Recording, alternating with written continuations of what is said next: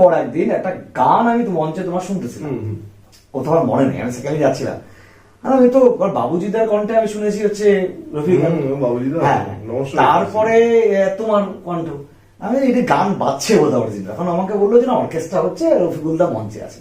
That time আমি তখন ওইখান থেকে তোমার ফ্যান বলা যেতে পারে, আমি তোমার কথা প্রথম শুনতে পেলাম। আচ্ছা, এবার তোমার চাকরিটা হলো কি করে? চাকরি হচ্ছে কি, আমি তো এনসিসি সি সার্টিফিকেট করা আমার 61 ব্যাটালিয়ন থেকে, যদিও এখন আমি ওখানেই চাকরি করি। আচ্ছা, তো কমার্স কলেজ, হ্যাঁ, এসপি মুখার্জি স্যার ছিলেন আমাদের associate NCC officer, Satyapriya Mukhopadhyay sir Bangla পড়াতেন আমাদের, আমার খুব প্রিয় টিচার। এসপিএম এখন উনি কলকাতায় থাকেন, রিটায়ার হয়ে গেছেন, স্যারের সাথে আমার যোগাযোগ আছে আজকের তারিখেও। তো আমরা দেখতাম কি 26শে জানুয়ারি রিপাবলিক ডে প্যারেড যেটা হয় জলপাইগুড়িতে, লোকাল আরডি যেটা, সেখানে একটা আমাদের না একটা কৌতূহল থাকতো যে 10 দিন ওখানে প্যারেড করব, বিভিন্ন স্কুলের বাচ্চারা আসবে, কলেজের সব আসবে, সব একটা রিইউনিয়ন গ্যাদারিং, পুলিশের বড় বড় অফিসার, তখন তো মানে এসপি ডিএসপি এদেরকে দেখলে মানে আমাদের একটা আলাদা একটা উৎসাহ থাকতো। তো ওই ক্রেজটার জন্য 26শে জানুয়ারিতে আমাদের যারা এনসিসি সিনিয়র ব্যাচ, ওরা সিভিল ডিফেন্স ডিপার্টমেন্ট থেকে প্যারেড করতো। তো ওরা গল্প করতো, তোরা তো এনসিসি তে 10 টাকাও পাবি না, আমরা কিন্তু 290 টাকা না 260 টাকা পাবো 10 দিনে। তাই নাকি? তাহলে আমি কি করে পাবো? আমাকেও তো তাহলে পকেট মানিটা দরকার। তাহলে তুই পরের বার আসিস, আমি তোকে করে দিয়ে দেবো।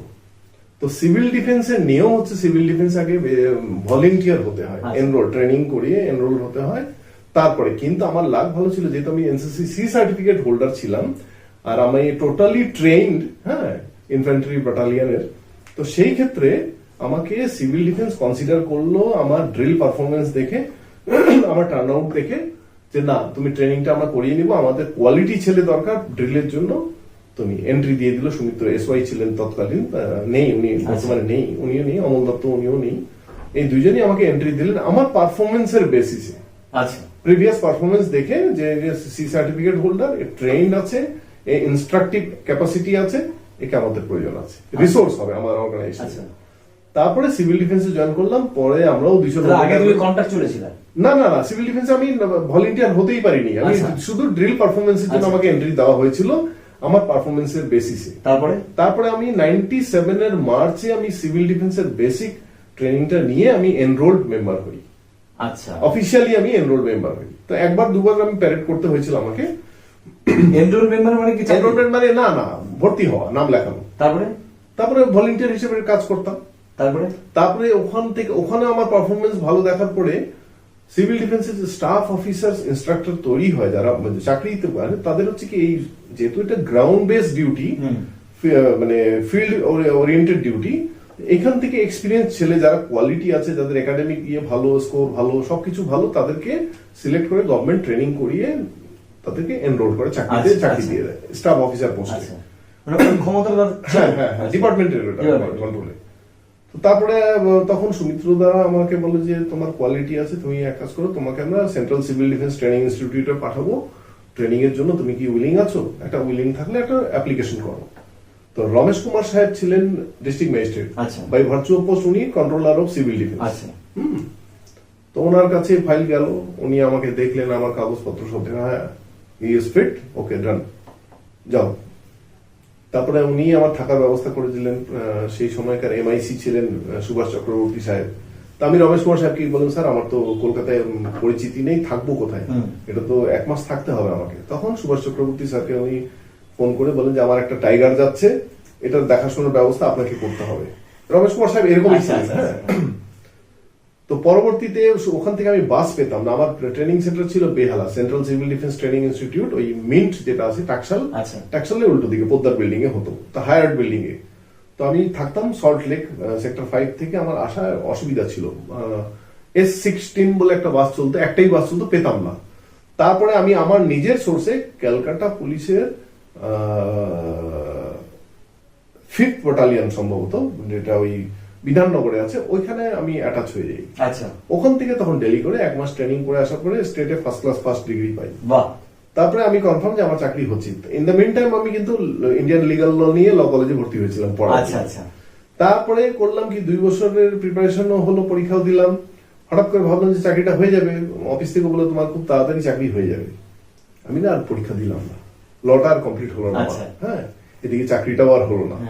তারপর কি করব, তারপরে আরেকটা আমি ট্রেনিং এ খুব ইন্টারেস্টেড ছিল যে শিখবো, আমি শেখার পর তারপরে স্পিড বোট অপারেশনের একটা training water wing civil defence থেকে এলো, ওখানেও আমার ট্রেনিং হলো।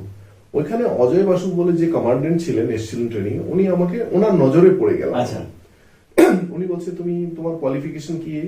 ওই সময় ইউনিভার্সিটি নর্থ বেঙ্গল থেকে 2004 একটা অ্যাড হলো যে ডিজাস্টার ম্যানেজমেন্টের একটা ইউজিসি ডিপ্লোমার কোর্স ওরা ইন্ট্রোডিউস করতেছে, সেলফ ফিনান্সিং কোর্স। তাহলে স্যার আমি একটু করবো, বলে একদম চোখ বন্ধ করে করো, ভবিষ্যৎ খুব খারাপের দিকে এগোচ্ছে, এই ডিগ্রিগুলো তোমাদের অনেক কাজে লাগবে।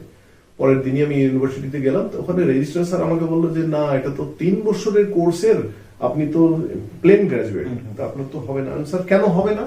আমি জাস্ট এইভাবে অপোজ করলাম। স্যার আমরা এক্সপিরিয়েন্সড, আমাদের ফিল্ড অ্যাক্টিভিটিস আছে, আমাদের ডিগ্রি আছে, আমাদের প্রফেশনাল ক্যাপাবিলিটি আছে, তাহলে আমরা কেন পাবো না? আপনি কি শুধু মেরিট দেরই নেবেন? বলে তুমি কি লিখিয়ে আনতে পারবে ডিপার্টমেন্ট থেকে? হ্যাঁ, কেন পারবো না, আমি তো আপনাকে সব দেখালাম। এইরকম কথাবার্তা হচ্ছে একদম।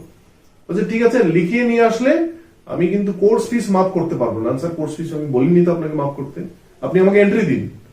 ওখানে গেলাম, ডিপার্টমেন্ট সিভিল ডিফেন্স থেকে লিখে দিল, ওই দেখানোর পরে আমার এন্ট্রি হলো। এইবার ওরা আমার ওখানেও অ্যাক্টিভলি, ওখানে পড়াতে গিয়ে পড়াচ্ছি আমি ইউনিভার্সিটিতে।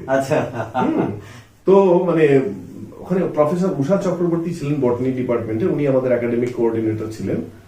ওনার ইন্টারভিউতে উনি আমাকে বুঝে গেছেন যে, তারপর আমাকে বলছে তোমাদের তো খুব ভালো ভালো ট্রেনিং হয়, তুমি কি অ্যারেঞ্জ করতে পারবে না? হ্যাঁ। তারপর আমাদের সেন্ট্রাল সিভিল ডিফেন্স ইনস্টিটিউট থেকে আমরা ফুল টিমকে আনিয়ে নিয়েছিলাম। অবশ্যই জলপাইগুড়ি সিভিল ডিফেন্স গাইড করেছে আমাকে এই জিনিসগুলোতে। তারপর থেকে কলকাতার নজরে পড়ে গেল। আচ্ছা, কলকাতার ওরা সব ডেপুটি কমান্ডেন্ট ওরা যারা এসেছিল বলে তোমাদের মতন ছেলেরা গভর্নমেন্ট কেন চাকরি পায় না গভর্নমেন্টের। তারপরে হতে হতে হতে আমি জানতে পারলাম যে ডিপার্টমেন্টাল প্রসিডিং হচ্ছে। তখন ডিপার্টমেন্ট আমাকে বললো যে একটা অ্যাপ্লিকেশন দাও, তুমি এখন স্টাফ অফিসারের রিক্রুটমেন্ট হবে না, কবে হবে এখনো কোনো নিশ্চয়তা নেই। তুমি যদি ক্লারিক্যাল ক্যাডারে এনরোল করতে চাও নিজেকে, তাহলে তুমি চলে এসো, অ্যাপ্লাই করো। অ্যাপ্লাই করলাম, আমার একাডেমিক ইয়েতে সব হয়ে গেল। যে তোমার সিসিডিটিএ সেন্ট্রাল সিভিল ডিফেন্স একটা স্টেটে ফার্স্ট ক্লাস ফার্স্ট অফিসার গ্রেডে আমি অলরেডি নমিনেটেড। আচ্ছা, হ্যাঁ, যে অ্যাপয়েন্টমেন্ট হলে আমার একটা প্রায়োরিটি থাকবে, ওখানেও কম্পিট করতে হবে কিন্তু প্রায়োরিটি আমার থাকবে। তখন ক্লারিক্যাল ক্যাডারে রিটেন পরীক্ষা দিয়ে আমি সিলেক্ট হলাম, ইন্টারভিউ দিয়ে জয়েন করলাম। কোন ইয়ার? এটা 2006 প্রথম পোস্টিং। আমি হ্যাঁ সিভিল ডিফেন্সে চাকরি করলে আমার পোস্টিং হয়ে গেল মিনিস্ট্রি অফ ডিফেন্সের সঙ্গে, এনসিসি ব্রাঞ্চ। কোথায় সেটা? জলপাইগুড়িতে 61 বেঙ্গল ব্যাটালিয়ন এনসিসি। এখানে আমার পোস্টিং হলো, কারণ আমিও তখন বুঝতাম না ব্যাপারটা যে আমি রাজ্য সরকারের কর্মী, মিনিস্ট্রি অফ ডিফেন্সের সঙ্গে আমি কেন। পরে যখন মানে চাকরি করতে করতে জানতে পারলাম যে এনসিসিটা প্রত্যেকটা রাজ্যে রাজ্য সরকার বা ইউনিয়ন টেরিটরিজ গুলো চালায়। আচ্ছা, ওদের কন্ট্রোলে। আচ্ছা, ওই জন্য রাজ্যের যে কোনো হয় ইউথ ডিপার্টমেন্ট, নাহলে হায়ার এডুকেশন ডিপার্টমেন্ট বা সিভিল ডিফেন্স ডিপার্টমেন্ট, যেটা ফ্রি ডিপার্টমেন্ট থাকে, তাদেরকে এই টাস্কটা দেওয়া হয় যে রাজ্যের এনসিসিটা তারা কন্ট্রোল করবে। আচ্ছা, 75-25% শেয়ারে। ওই জন্য আমাদের 25% শেয়ার যেহেতু স্টেট গভর্নমেন্ট দিচ্ছে, সেজন্য স্টেটের একটা রেসপন্সিবিলিটি থাকে, আমাদের ডিটেলমেন্ট ওখানে হচ্ছে। তো আমার অ্যাপয়েন্টমেন্ট হয়ে গেল, আমি সারা জীবন যতদিন চাকরি করবো ministry of defence, army, air force, navy, এনসিসিতে আমি চাকরি করবো। ভালো কথা, ভালো জায়গায় গেলাম, একটা ডিসিপ্লিন অর্গানাইজেশন। আমি চাচ্ছিলাম ওই রকম যে আমি অ্যাকচুয়ালি আমরা ডিফেন্স ব্যাকগ্রাউন্ড থেকে তৈরি, তো একটা দেশ সেবার একটা ব্রত আমাদের রক্তে দৌড়চ্ছে। হ্যাঁ, রক্তে দৌড়চ্ছে, কারণ বাবা ডিফেন্সের লোক, বাবা চাকরি করলেন আর্মিতে, আর্মি থেকে চাকরি করার পরে উনি যেহেতু টেকনিক্যাল ব্রাঞ্চে ছিলেন, উনি আবার সাথে সাথে 4টা অ্যাপয়েন্টমেন্ট পেয়ে গেলেন। আচ্ছা, গেলেন না সিভিল সার্ভিস, বলেন না, ওয়েস্টার্ন কোলফিল্ড নাগপুরে জয়েন করলো, বলে এটা আমার জন্য চাকরি নয়, আমার চাকরি হচ্ছে দেশ সেবার জন্য। উনি তারপরে বর্ডার সিকিউরিটি ফোর্সের টেকনিক্যাল ব্রাঞ্চেই সেম র্যাঙ্কেই জয়েন করলেন, ওই সেক্টর হেডকোয়ার্টার শিলং। আচ্ছা, ওখানে। তো আমাদেরকে না জানি, আমরা বলেছিলাম যে তুমি এত বছর 24 বছর ইউনিফর্ম সার্ভিস করলে এখন একটু সিভিল সোসাইটিতে আসো। বাবা বলছে যে না, আমার জন্য আমি ডেডিকেটেড ফর দ্য নেশন, তো আমি আর এগুলো পারবো না। তো ওইখান থেকে বাবার রক্তই তো আমার শরীরে দৌড়াচ্ছে। তো আমিও ডাইরেক্ট হোক ইনডাইরেক্ট হোক ডিফেন্স সার্ভিসের জন্য চেষ্টা করেছিলাম। তো ফিটনেস আমার ছিল না তখন, যেহেতু রাত জেগে প্রোগ্রাম করতাম, 1600 মিটার আমি দৌড়াতে পারতাম না, এই জন্য আনফিট হয়ে যেতাম। আমি আর্মির জন্য অনেকবার ট্রাই করেছিলাম, পুলিশ ফোর্সের জন্য ট্রাই করেছিলাম, ওই ফিজিক্যাল গ্রাউন্ডে আমি আটকে যেতাম। এখানে তোমার পোস্টিং লাস্ট? এখানে আমি 2006-15 মে আমি জয়েন করলাম এখানে আমাদের এনসিসি তে। হ্যাঁ, সিভিল এখন তো ওখানেই আছি আমি। হ্যাঁ, তো আমি যতদিন চাকরি করবো আপ টু 6 ইয়ার্স আমার এনসিসি ব্রাঞ্চেই আমি থাকি, হয় আর্মির সঙ্গে থাকি বা এয়ারফোর্সের সঙ্গে থাকি বা নেভির সঙ্গে থাকি, তিনটা ব্রাঞ্চের যে কোনো একটা মধ্যে থাকতে হবে।